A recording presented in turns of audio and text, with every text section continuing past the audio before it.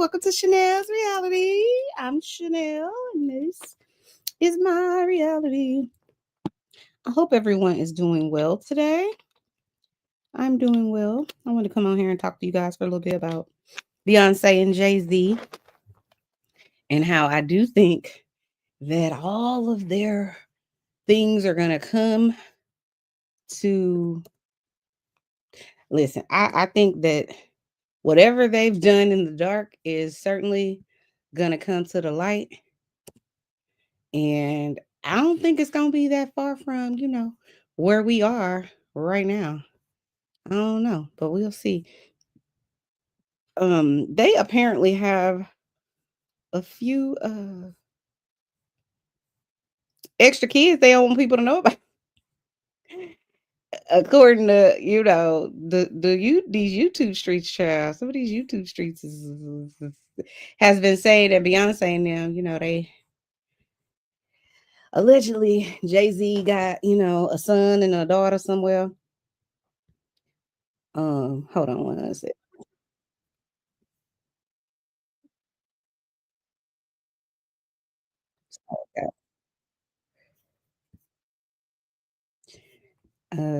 I always gotta play Sloan Bella and her little take on it. So I'll play that in a little bit. But let's start here because I think, I get it. Beyonce has this very squeaky clean, I would say, reputation, and she wants to keep it that way. She just, for the rest of her time on earth, I think she wants to run around in a really cute sparkly leotard and raise her kids and be a boss and continue to dominate the airwaves, so on and so forth. I just don't know if that's gonna work out for them for the remainder of the time that they are running around here pretending that they're perfect. And it's nothing wrong with that. If the world will listen to you sing or act or be great in whatever field you in, and you can sing perfect to everybody and beautiful and all those things, then you go right ahead. I don't knock nobody hustle as long as it's legal and as long as it's not hurting or harming somebody else. That's just how I rock, and that's how I roll. I just do believe let people live. I want everybody to allow me to be me. So I'm gonna let you be you. Again, unless it's harming and hurting other people. That's just how I am. It's just who I am, and it ain't changing over here. Like I said, this is Chanel's reality. Okay. Shout out to all my Chanel's angels. Please hit that like button, subscribe button, and the notification button. So if I upload a video, if I go live, you guys get a notification. Let me see. Hold on one second.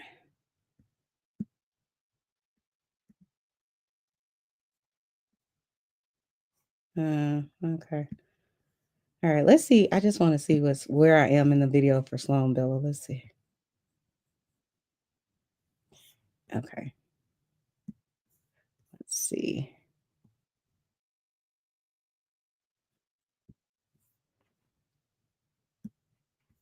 All right. Let me see. I had this one loaded. So I'll start playing this one and then we'll come back over to Sloan Bella.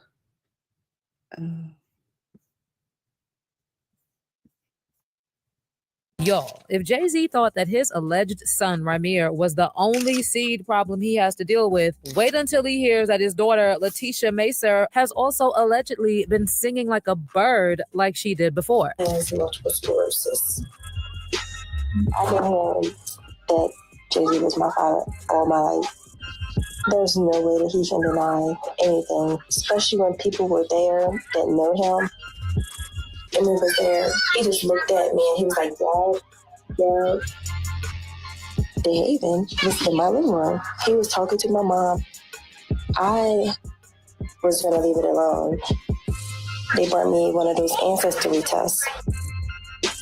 Finally, I get some type of answers.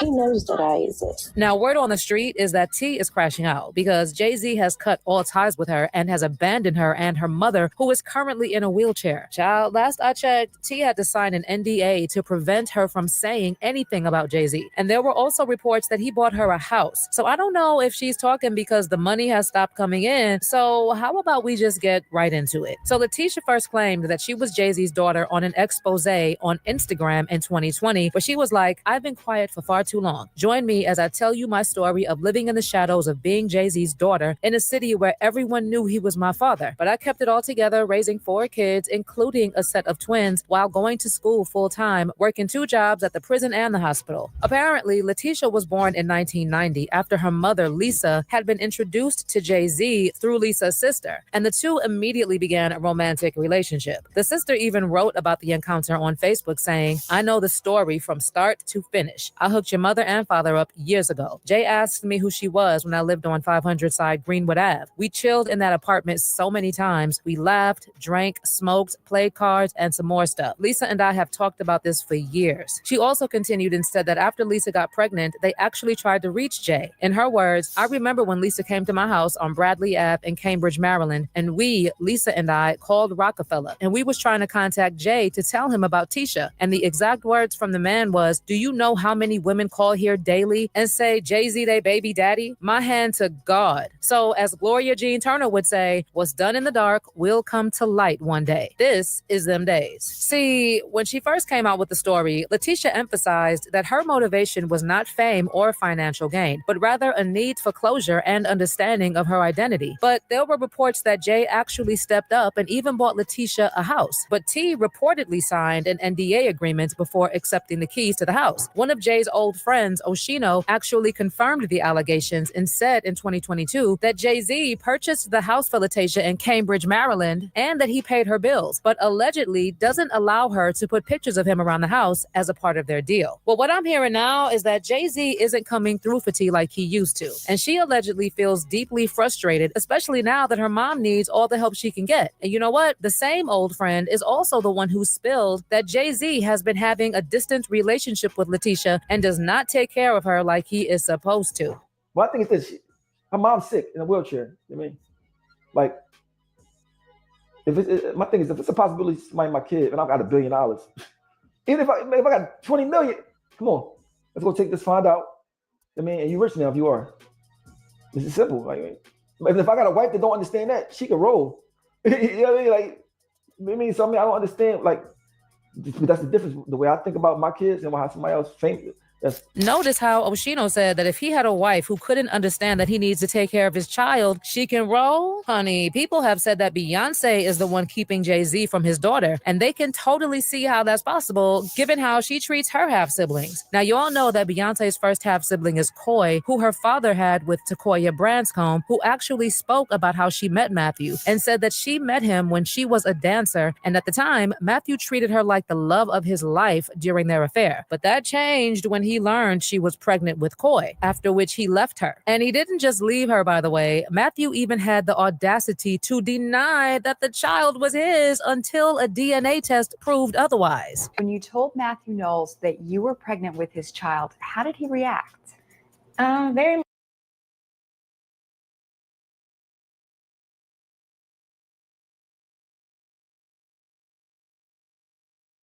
Listen, I feel some type of way.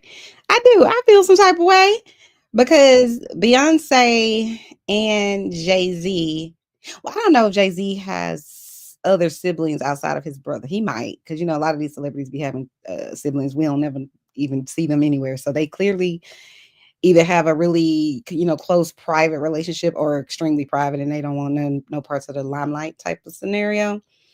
But Beyonce and Solange have a sister and a brother, and I'm trying to understand how you. Okay, so I understand you pissed, you know, your daddy cheating on your mama, and he had these, you know, children out of wedlock and all that kind of stuff. I do understand how you gonna ride for your mama or for the parent that, you know, was mistreated or whatever the case may be. I do get that, but those children, they had nothing to do with it.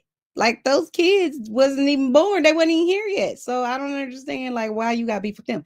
And I'm not saying that, it's Beyonce's responsibility or Solange's responsibility to, go and take care of that family or take care of those kids or none of that. I'm not saying that. But if it was me, I couldn't be walking around talking about it's $1 billion on the elevator and, walking around in my good Fendi and my Chanel and my whatever else, Hermes, and, traveling the world and or have an idea that I have 2 siblings out there and I don't have not one thing to say to them. Not one thing to say to them. Like that's some... I don't understand how you that self-centered. You know what I'm saying? And I know some people will be like, well, that's not their responsibility and she ain't make them kids and that ain't her. Like, I understand that. You could say that all day long. But the child didn't do anything wrong. What did the child do to you? Be mad at the mama and your daddy for spreading it low and dropping it wide or however it go on Miss each out on the breakfast. However her saying goes, like, be mad at them. That child didn't do anything. And so those children have to grow up knowing that I have these super rich, super famous, family members, closely related family members. They're my sisters, and they don't want shit to do with me. Like, and let's just say, even if Beyonce and Jay-Z are these people, I don't understand. Like, what are you gonna do? You don't think little Beyonce Jr., Blue Ivy and her siblings and stuff, you don't think they ever gonna know about these kids? How you gonna explain that shit to them? You're gonna be like, well, you knew about these kids. I knew about my sister and my brother, but I just don't give a fuck about them. Like, how does that work? Anyway, let's continue on. I'm not built like that. So anyway, here go Matthew's I guess side chick. Well, you can't get pregnant by me. It can't be my child. You can't deny it once DNA test comes out 99.9% that you are the father. All single ladies. In addition, Bey also has a half-brother named Nixon, and Matthew fathered the love child with Alexandra Wright. Apparently, he was also refusing to pay child support until Alexandra took him to court. At some point, it was actually so bad that Alexandra and her son Nixon had to live in a homeless shelter because she literally couldn't afford anything. Speaking of Nixon, not so long ago, Alexandra noted that Beyonce bought a house just 10 miles from their trailer, and that her main concern has been dealing with Nixon, who asks, why doesn't that person love me? She also added that she doesn't know how to help Nixon be his own person, but she believes their children and grandchildren will be much better human beings, and they will find a way to open up and have that conversation. Apparently, something else that bothers Alexandra is that people always ask Nixon straight up at school if he's Beyonce's brother, and that the grown-ups are always taking pictures of him. She said that Nixon has never had the luxury of being a normal child, and it's even harder for him because they wants absolutely nothing to do with him. So what people have been saying is that if she can behave like this with her half siblings, there's no way Bey would let Jay-Z parade his other kids. I mean, have y'all read the stories about how Beyonce treats Ramir's situation? Beyonce thing came when a friend of mine who knew her, somebody in her camp, and she said something supposedly, this is all hearsay, about regarding saying Ramir needs to go away little boy, something to that effect. There was something out there with the song they made. And then next thing I know, somebody was at my property. Somebody came to my property in the evening time and had a conversation about trying to get in through the back door. Yes, Ramir and his godmother, Dr. Lily Coley, did an interview with Liz Crokin where they both maintained that Ramir is Jay-Z's biological son, like they have always said. They said they have been fighting in the courts in multiple states for years to get Jay-Z to take a paternity test, and that they're also fighting to expose the corrupt legal system that they believe was rigged to prevent them from getting fair due process. Again, this is something that Ramir has said before when he claimed that Jay-Z has been using his wealth and power to avoid taking a paternity test. And he revealed how he was denied a fair hearing in court because of legal mistakes and malpractice. They also said that based on what they have heard, Beyonce has played a huge part in frustrating the process. In fact, they also exposed a few other things, like how Jay-Z transported Wanda across state lines when she was like 16 from Philadelphia to an apartment in Brooklyn, New York, where they had intercourse. They also spilled that Jay-Z's lawyers lied in court when they claimed they misspoke. Then they said that Jay-Z has refuted the claims in court despite allegedly allegedly trying to settle them outside of court long ago. In addition, Ramir said that someone tried to unalive him and was firing at him after he filed a civil suit against Jay-Z, and that intimidation tactics have been used against them for years. Then, like I said, Dr. Lily said that she believes that Beyonce played a key role in dissuading Jay-Z from acknowledging Ramir and settling the case. And they also said that Beyonce and Jay-Z may have cruelly mocked Ramir in their music. And by the way, there were also allegations that Jay fathered a child with model Chanel Scott. A man named Gerald Andrews, who was assumed to be the child's father, said that a DNA test had shown that his son Malik Saeed was not his son and that Jay-Z is the father.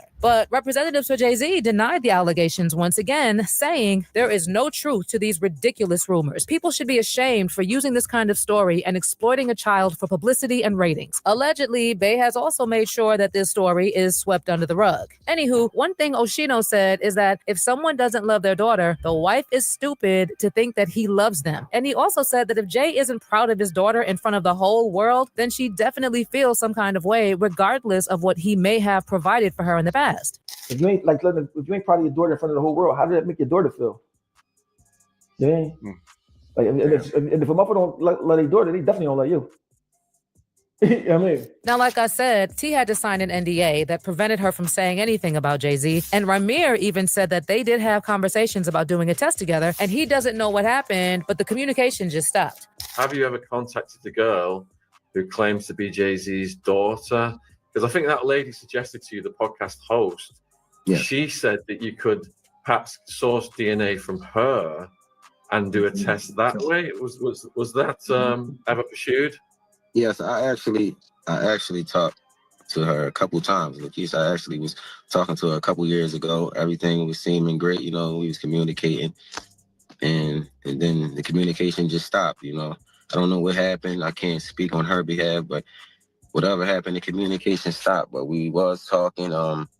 We did take an ancestry test. I took an ancestry test, and so let me just say too, everything on Chanel's Reality is, in my opinion, is for entertainment purposes only, and it is all alleged. I could believe whatever I believe, but I don't have no proof of this, so that's what we're gonna rock with for now. Hit that like button, guys.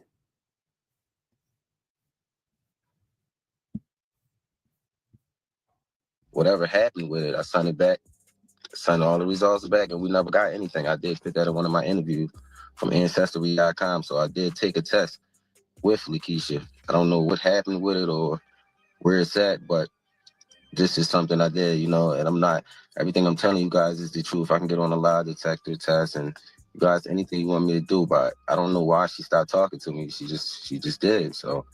I mean, we can definitely guess why she stopped talking to Ramir, though, right? NDA. Well, maybe she has thought about it and decided to help after all, especially now that Ramir's case is hot. Or maybe Tia and her mom are suffering like the streets have been saying, and she just doesn't see the need to protect Jay-Z anymore. I don't know what this means for the NDA she may have been forced to sign, or whether Jay-Z could take legal action against his own daughter if she decides to spill. But you let me know what you think in the comments section below. I think we gonna have to, start singing a little song here soon. Now let's see what they have to say about oh, hold on, let me take this down. Y'all go watch all of their videos, Culture Spill and Culture Covered. Love them. What is wrong with Bentley? Bentley, what's wrong with it? Let's remove this and let's add.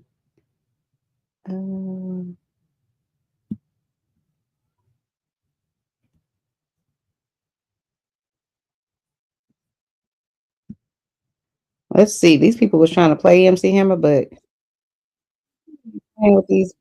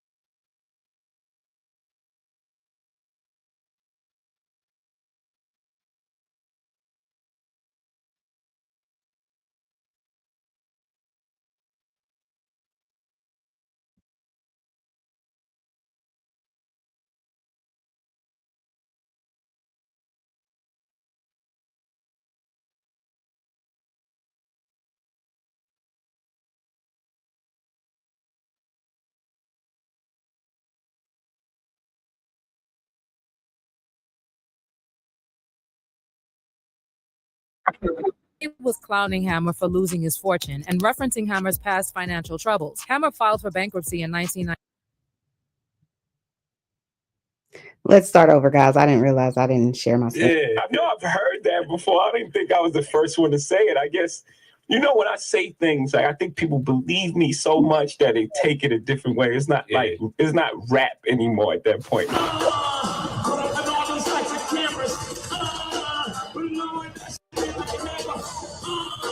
It's strange you'll frame it that way, but I know you make a reference to, you know, Jay-Z's record, which, you know, I respect the strategy of it all. It's a good thing I ain't got no record out there with that on there, because I'd be hot. You know what I'm saying? I'd be hot. And again, historically, I ain't never in my history not dealt with anything that make reference to me. Let's go there. The game is so cold. I can see it in his eye. The boy sold his soul. Devil said, I'ma give you the world. I take it, plus give me a girl. Most people remember MC Hammer for the parachute pants, the dancing, and You Can't Touch This. He was everywhere in the early 90s. But what a lot of people don't realize is how deep the industry hate for Hammer really went, and how it didn't just affect him, but his entire family. Well, one of Hammer's daughters, Akiba Burrell Hammer, is now speaking out about what really went down. And she's calling out the music industry and some major names in hip-hop for how they pushed Hammer out and tried to rewrite his legacy. And of course, Jay-Z's name comes up a lot in this story. Back in 2010, he dropped a line in a song that called out Hammer for going broke. It seemed like a quick jab, but it hit a nerve. And it wasn't the first time the industry tried to make Hammer a punchline. But the thing is, Hammer wasn't just a rapper who blew through his money. He was one of the first to take hip-hop into the mainstream. He was doing worldwide tours, landing huge endorsements, giving back to his community, and building a business that supported a lot of people. But at some point, that stopped being respected. And there's a bigger story here about how the industry decides who gets to stay relevant and who gets pushed out. And now Hammer's daughter is exposing what that looked like from the inside, from the perspective of their family. Let's break it down. If you make a reference to how I eat, I'm going to deal with it one way or the other. So let's talk about where things really started to boil over between Jay and Hammer. In 2010, Jay-Z dropped a verse on Kanye's song So Appalled. And while most people were focused on his usual bragging and flexing, there was one line that hit different. Jay said, Hammer went broke, so you know I'm more focused. Unlike Hammer, 30 million can't hurt me. Jay was clowning Hammer for losing his fortune and referencing Hammer's past financial troubles. Hammer filed for bankruptcy in 1996, claiming over $13 million in debt. So Jay is essentially flexing that even if he loses $30 million, he's rich enough and business savvy enough to bounce back, unlike Hammer. Now, the media narrative that stuck was that Hammer blew through $30 million just being reckless and overspending. But Hammer later explained that the reason he had to file for bankruptcy was because he was trying to help his community and provide jobs. everybody knew that I had 200 employees. It wasn't no secret. So what you think? I was paying them in hamburgers? Well, somebody was paying that payroll. I was doing that. So if you wanted to now say the story is MC Hammer just pissed his money off when you knew that I was employing 200 people for my community, it said more about you than it did about me. We were dying. This is the real thing. It's not fake. Go and look at the rate in my city at the time. Some of the people that were dying were my classmates, my neighbors. So when I had the Hammer thing, I would literally call home. I'd be on the road. I'd call home. I say, hey, what John doing? What you mean what John doing? John dead. I said, what you mean John is dead? I just talked to him 2 weeks ago. He said, yeah, John dead, and Sam told him. Sam lived 2 houses down from John. Let me speak to Sam, man. Hey, Sam, man, check this out, man. Why? I said, why don't you come out here on the road with me, man? I can give you $30,000 a year. I can't give you what you're making on the block, but man, I can't have you keep doing what you're doing. I mean, you killing the very cats we grew up with. Well, 10 turned to 20. And this is the story of MC Hammer that no one talked about. He's one of the few entertainers who gives back to his community in a real way, not just when it benefits his image. Now, another thing you should know about Hammer is that he doesn't stay quiet. Let me just be very clear. MC Hammer is just not to be played with. He that guy. He's definitely that guy from the hood that was about his business. He's, to me, kind of like akin to a Suge Knight. But let's carry on.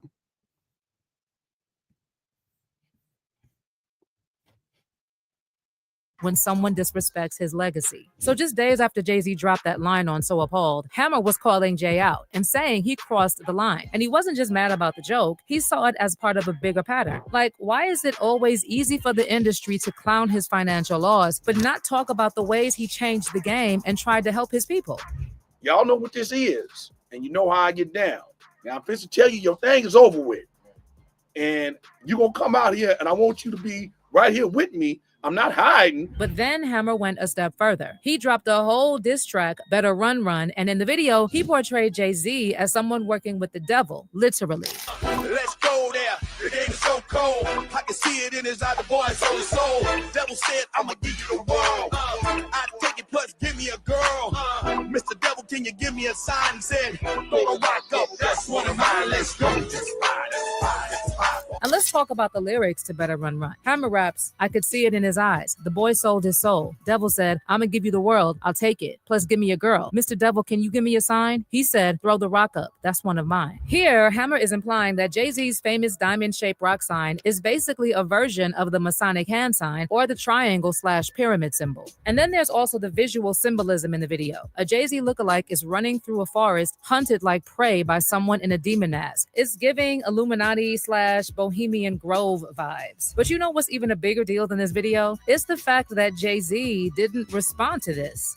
Pretty much sums it up. Now, Jay's fans laughed it off and said Hammer's diss was so corny that Jay was too embarrassed to even respond. But even if that's true, the difference between Hammer and Jay is Hammer is real. Jay-Z hides behind the microphone and avoids dudes in public. Hammer, on the other hand, well, let's just say that rappers who are the biggest gangsters don't need to rap about how gangster they are. See, here's the thing a lot of people miss, especially younger fans. They look at the flashy outfits, the dancing, the Too Legit to Quit videos, and they think Hammer was soft. But that couldn't be further from the truth. In reality, Hammer was one of the most respected, feared dudes in the game during his prime. Not because of how he rapped, but because of who he was connected to and how he moved. You know, Hammer was a big dog, man. He got respect in the streets. He came from a respected crew. They handled business, him and his brother Lewis and the crew. Without spending any money, Hammer could have told some people to him up. I know who Hammer was affiliated with, and he wouldn't have to pay. We from Oakland. You be talking about Hammer, but run up on him.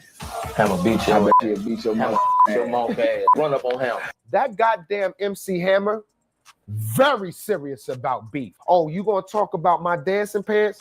I see you. And he will whoop out. And after Redman's interview, I will never disrespect Hammer. Hammer was a guy with deep ties to the streets, especially in Oakland. Before the fame, Hammer had already been around real hitters. He ran with actual gangsters, not just in music videos, but in real life. And when he blew up, he didn't leave that behind. He brought his people with him. He put them on payroll. His security team wasn't just bodyguards. It was folks who grew up with him, people with real reputations. His entourage was something like I never seen in my life. Like, it was literally 100 people. More than 100 people, probably. That's Like, actually how he. That's actually but it how was he, girls, guys, gangsters, dancers, everybody. I go right on Hammer because they said he is that real, and it was like loaded. So when Jay-Z took that shot at Hammer, yeah, it was bold because everyone who knew the real Hammer knew he wasn't someone to play with. He might have been a pop star on the surface, but behind closed doors, he had more street credibility than half the rappers claiming it at the time. This was a guy who didn't need to bark on records because people already knew what time it was. But here's the thing about Jay-Z. He's way sneakier than Hammer when it comes to beefs. And he's basically the type to throw a stone and then hide his hands. And according to one of Hammer's daughters, Akiba, the way the industry treated her dad wasn't just unfair, it was personal. And it didn't just damage his career, it hit their entire family. Akiba talked about how painful it was growing up watching her dad, the man who gave everything to the culture, get mocked constantly in the media. And the Jay-Z line stung, not just for Hammer, but for his kids. Akiba said that it was really hard seeing her dad painted as a joke all over again, just when the next generation was starting to understand what he really did for the culture. And it wasn't just some random rapper dissing Hammer. It was Jay-Z, one of the most powerful voices in hip-hop, trying to completely erase Hammer's legacy. And here's another thing no one talks about. While Jay-Z was out here taking shots, Hammer was focused on raising his kids, staying married, and building something solid. Say what you want about Hammer, but he's been with the same woman since before his fame. He raised his children outside the spotlight, and he kept his household tight. This couple been married for 38 years. An American rapper and dancer Stanley K. Burrell, also known as MC Hammer, is aged 61. He got married to his wife Stephanie Fuller in 1985. The couple shares 5 children together. They first met at a church revival meeting.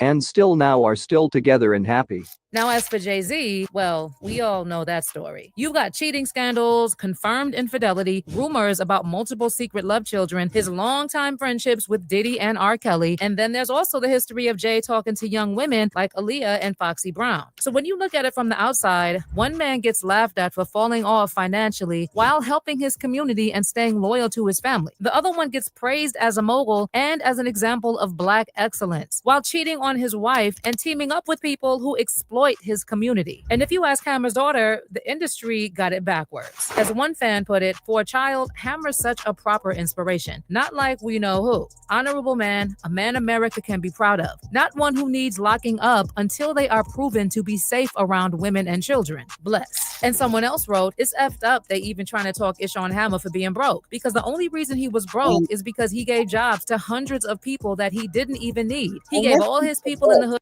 Hammer, MC Hammer is not broke. Yeah, they clowned him for however many years, but he ain't broke. He ain't even close to broke. But he also ain't innocent. So, but let's finish listening. Told y'all he like Suge Knight, y'all. Good jobs. He gave everybody he F with a job. He would be super rich today if he didn't blow all that money on his people. They should have been giving him nothing but respect for doing that. Much love to Hammer. Well, let me hear your thoughts on this MC Hammer versus Jay-Z beef. Do you think Jay-Z... Jay-Z, listen. Let's listen to what Sloan Bella got to say about Jay. Oh, hold on, wait. I think Nas has something to say. Okay, hold on. Let's add this one. Share my screen. Is it this one? No. It's this one. Yeah. Okay, here we go. Keep knocking and keep rocking. Whether you will be turning it up or reblocking. It'll never be the same because our brother's not here. DMX, you know, rest in peace. You know, we formed like a brotherhood. I didn't have to see him. I didn't have to call him. He didn't have to call me. When we saw each other though, it was that. Right there. It was that. It was beyond like. Okay, I see what's really good. You're trying to eliminate the competition. You know, because at first you retire. You know, then get me off the label. Now you're back rapping again. Okay. But they are, you know, Jay and Beyonce. And they dropped the same day as Nas.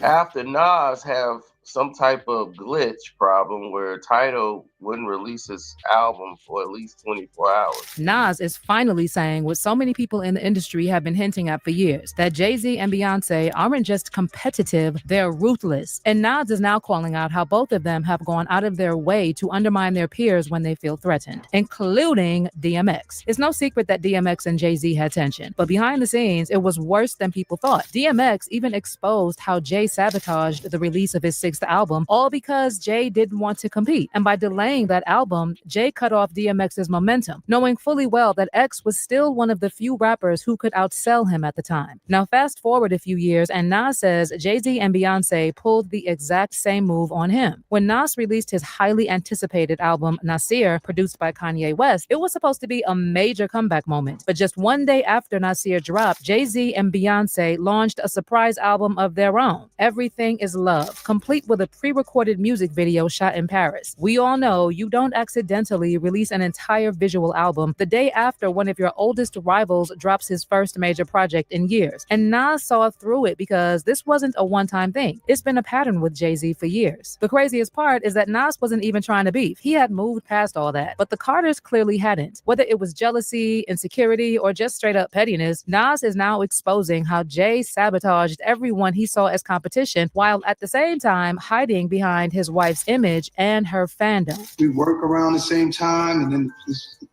the time.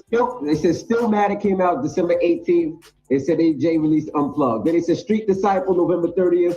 Then Collision Course. Nas's greatest hits, American Gangster. Nasir Everything is love. The Lost Tapes, Beyonce, Jay-Z, Lion King. And that's where it got stupid with the Lion King soundtrack. The Lion King soundtrack is when it gets kind of stupid. DMX has recently resurfaced in headlines thanks to fans revisiting how he was one of only a few rappers old enough to call out Jay-Z directly, where others were too scared to say anything negative about either Jay or Beyonce. But the wild part is that after DMX passed in April 2021, Jay-Z popped up on LeBron James's show and tried to flip the story, talking about how DMX was too competitive, but that it was all love between them otherwise. It was a competitive thing, but it was big love. He was so competitive with me. I never met a human being more competitive than me, like ever, not even my big brother. But here's the part Jay-Z conveniently left out. According to DMX himself, it was actually Jay who started playing the competition game. In 2004, Jay-Z took over as president of Def Jam, stepping in after Layer Cohen. And that's when things started to shift. DMX had been carrying Def Jam on his back, dropping 5 straight #1 albums between 1998 and 2003. But once Jay-Z got the top job, X said he started messing with the release of his 6th album, Year of the Dog, again. What happened was, like I said, I had the crazy track record of Def Jam. Everything was good. I go to do the 6th album, and Jay-Z became president. Yeah. When he first got the job, he hit me with the call like, "Yo, dog, inmates is running the building." Like, "Yo, you good?" Finish the album, shoot the video. So what happened? Hi, it's Mark Barden from Sandy Hook Promise. No, hold on. Can I please count on your help to ramp up pressure on Congress to do more to prevent school shootings? Yeah. Niggas go on vacation and, we don't know. What you mean you don't know? You don't know. How do you listen to a whole album, pick a single, shoot a video, then don't know? And according to DMX, all this happened because Jay decided to come out of retirement and he didn't want any competition standing in his way. Okay, I see what's really good. You're trying to eliminate the competition, because at first you retire, then get me off the label. Now you're back rapping again. Okay. It's all good. That's all good. And that's when it clicked for DMX. He realized Jay was deeply insecure and willing to push anyone aside to boost his own career. And this was the moment X decided it was time to walk away from Def Jam. But this wasn't just a one-off issue with DMX and Jay-Z. This is part of a long-running pattern that exposes Jay's insecurity and how he used his industry power to quietly sideline anyone he saw as a threat. Take Beanie Sigel, for example. He recently revealed that Jay would deliberately time his album drops right around the same time Beanie had projects coming out, basically making sure Beanie's releases were overshadowed. I don't think one man could destroy another man's life. It's ultimately in your own decisions. I had a lot of issues. Like I said, legal issues at the time. And, my mind wasn't where I'm at now today. Like I used to have questions like, why every time my album dropped, Jay would drop right on top. He wouldn't let me breathe or right before me. Like I was always close, and I never understood that every single album that I dropped, Jay dropped right on top. Understood. And it was like, damn, like to have in-house competition at that magnitude was crazy. Jay already the boss, but I always thought that, like, let me breathe. And then there's Cameron. Remember how Jay-Z hijacked that 106 in Park interview with Cam and basically showed up unannounced to steal the spotlight for himself? Jay-Z and Cameron, 106 in Park. What was going through your mind in that interview? Nobody told me he was coming. Pause. So when I'm sitting there thinking I'm getting my moment on 106 in Park, talking about my shit and how my shit is doing well, and he comes out the back, and I'm like, it's like, what's going on? So I'm sitting there just trying to be as cool as I can, because this is my time to be on 106 in Park and talk about my shit. But like you said, I don't even remember what you said, but obviously it turned into his album. So we heard you're working on another album. Can you tell us about it? What's going on? Blueprint 2, The Gift and the Curse. On my time, and like I said, I didn't know he was there. If I knew he was there, then we would have vibed it out, but it was more like a surprise. That's kind of probably what my face was. It wasn't more of disgust. It was more of a, what's going on?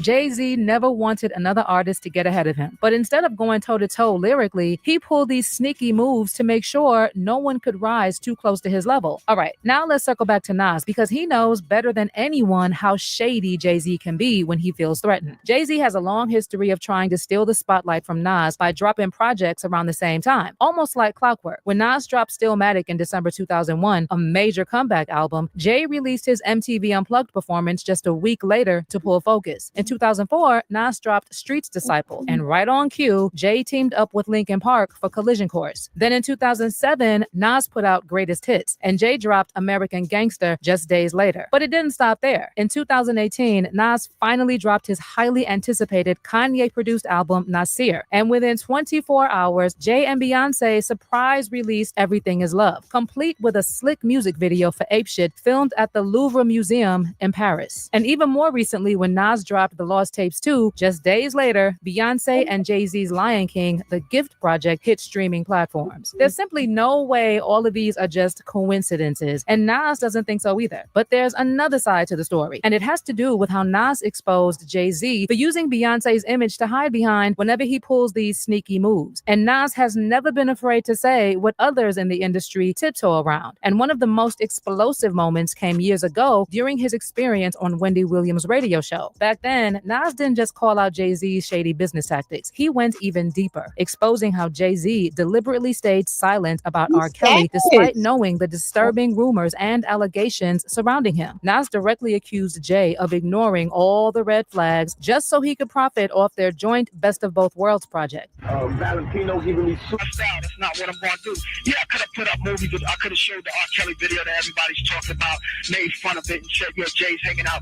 When Jay and I was in there doing Best of Both Worlds, you can't tell me Jay didn't see a 14-year-old girl come in the studio and sit on R. Kelly's lap. No. You can't tell me, you want to tell me that working on that album that he ain't never seen a 14-year-old girl come. But Nas didn't stop there. He also hinted that Jay's silence might have been about more than just protecting a bag, implying that Jay wasn't just another enabler. He might have had his own skeletons in the closet. My belief is that anybody who's worked with him and been in his cipher has seen it go down. Brother needs help, and I pray for him. But if I sit there and did an album about women with him, I'm definitely maybe indulgent. He had to be indulgent for 14 years. But instead of addressing any of those allegations, Jay-Z pulled another calculated move. He buried the whole controversy surrounding his friendship with R. Kelly, financed the Surviving R. Kelly documentary, which ultimately led to Kelly's arrest, and he rebranded himself as Family Man Jay, Beyonce's husband, father of 3, and the face of Black capitalism. And it's not just Nas who's called this out. 50 Cent also recently called out Jay for hiding behind Beyonce's public image and openly said that Jay's marriage is more of a business contract than a real relationship. Look, when Jay signed his contract, the big one was with Beyonce. Mm-hmm. When he signed that contract, the marriage contract, he got trophies. Now those fucking trophies came rolling in, buddy. He started getting Grammys left and right, man. I mean, look, if you look at his career, Oh, wow. You're gonna let him say that? Jay was getting Grammys. He had one. Exactly. He had one. He didn't show up. He had like 20 now. Oh, Lord. He had like 18 since he's been down. Look, he had one, bro. Hard Knock Life. You're not wrong.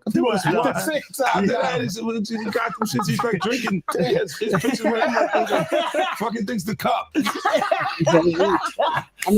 Wait a minute. So you're saying the success is derived from the marriage? I've absolutely been treated differently. The accolades. Because he's no longer viewed as what, like a street or gangster rapper. Now he's viewed as a businessman, entrepreneur, family man. And the biggest ones because of the position Beyonce's. Oh, wow. So that's the deal he signed, huh? Yeah, that's the deal. Like, the other ones didn't count as much as that one did. And then in another interview, 50 claimed that most of Jay's Grammy wins wouldn't have happened if he weren't attached to Beyonce. You see the kids even have Grammys. Like they don't sing yet. They don't sing.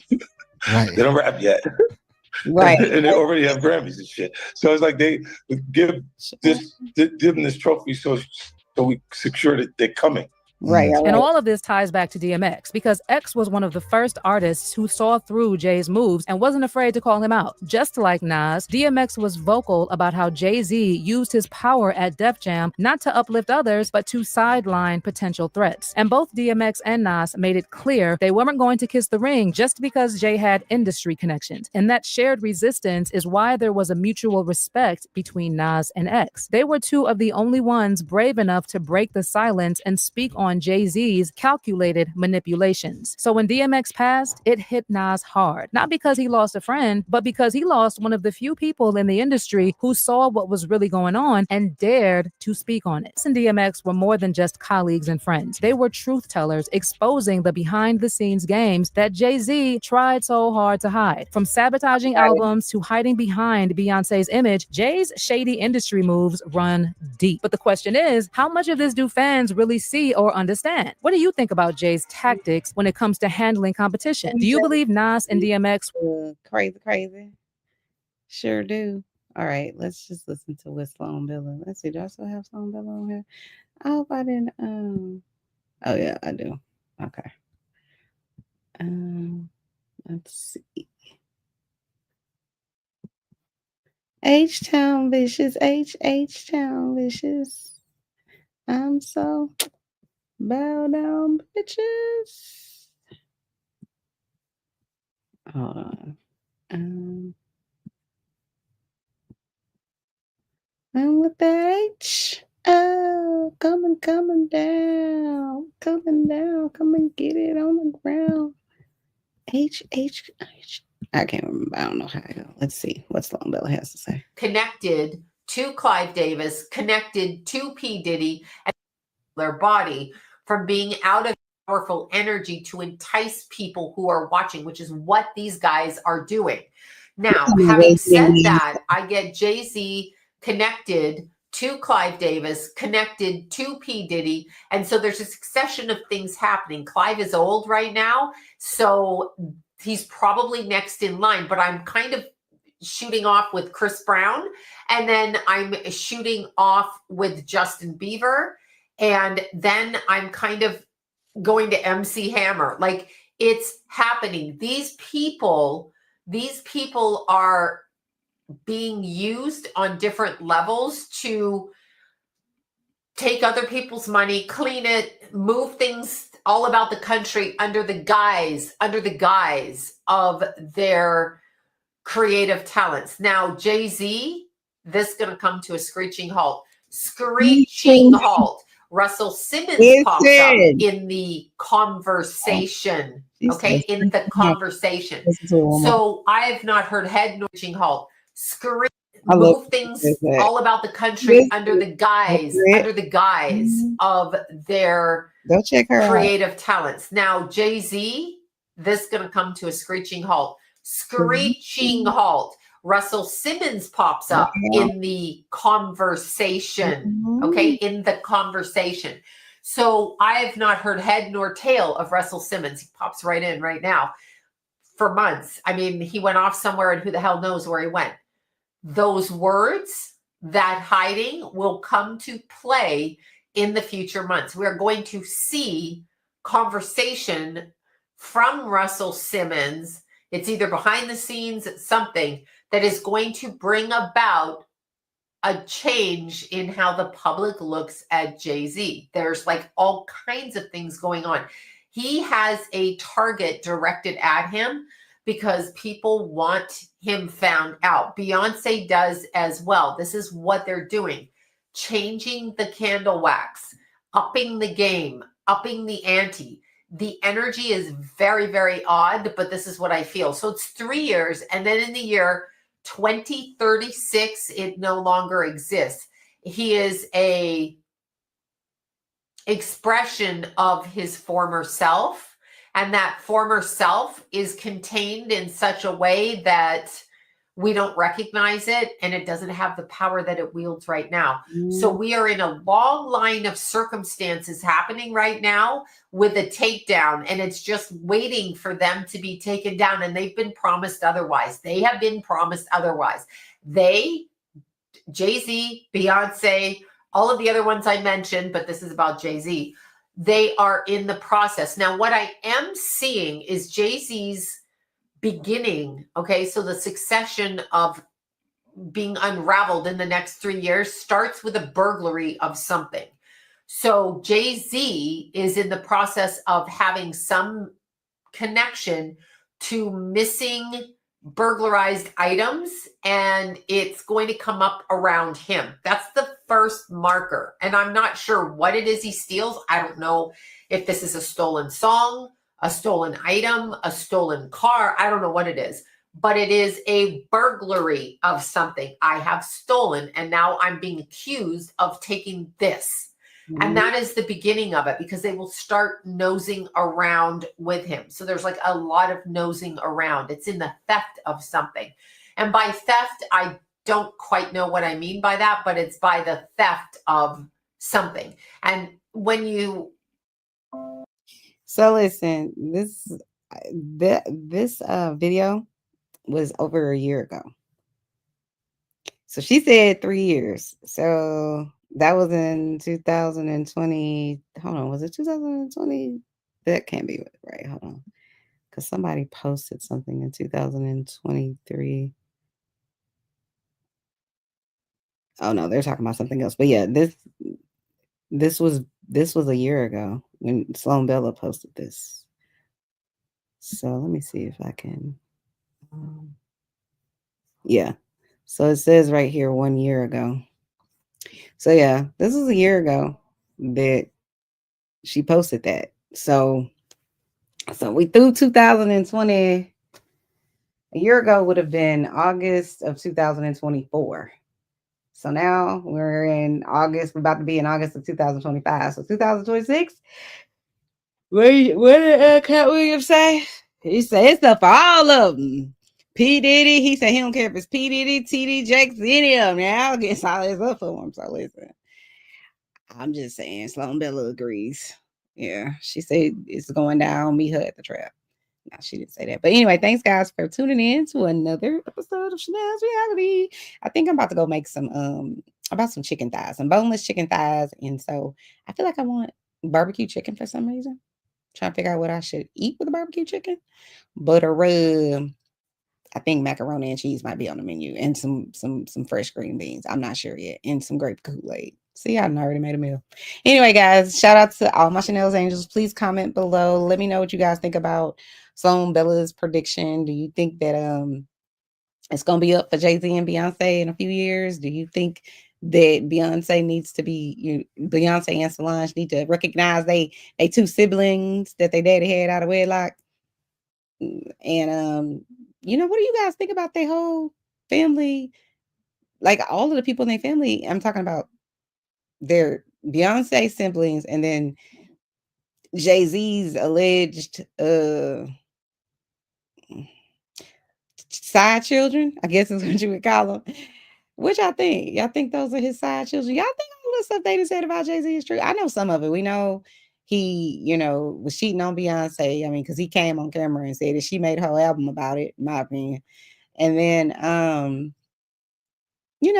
them just not honestly being truthful about it. And listen, they don't owe us nothing. They don't have to tell us anything. But I do think that he's going to be found out. I do think that people behind the scenes, some of the people that's, was talking about in some of these videos, like MC Hammer, like Justin Bieber, I think he's going to be found out. And I think it's going to take Beyonce down with him. Because I don't think she's going to, if there is any type of testimony that needs to happen, you can't force a wife or a husband to, a spouse, I should say like that, to testify against their husband or their wife. You can't, at least in the United States. So they're never going to get Beyonce to take down her love for Hove or whatever, even at, the cost of her career. I don't think that's ever going to happen, or vice versa, because he does push her out there and, she's the cash cow. Not saying he ain't made his own money in his own right, but she is. And she, to me, has way much more longer value than he does, because she can sing into the, to the wheels fall off. And he it's not going to translate for him to be up on the stage talking about niggas in Paris when he's 72. Beyonce is still going to be able to do what she's doing. So, but anyways, comment down below and hit the like button, hit the subscribe button. If you're new here, welcome. If you're returning, part of the replay crew, leave me a comment and let me know what you guys think about this content. Have a good day. Bye-bye.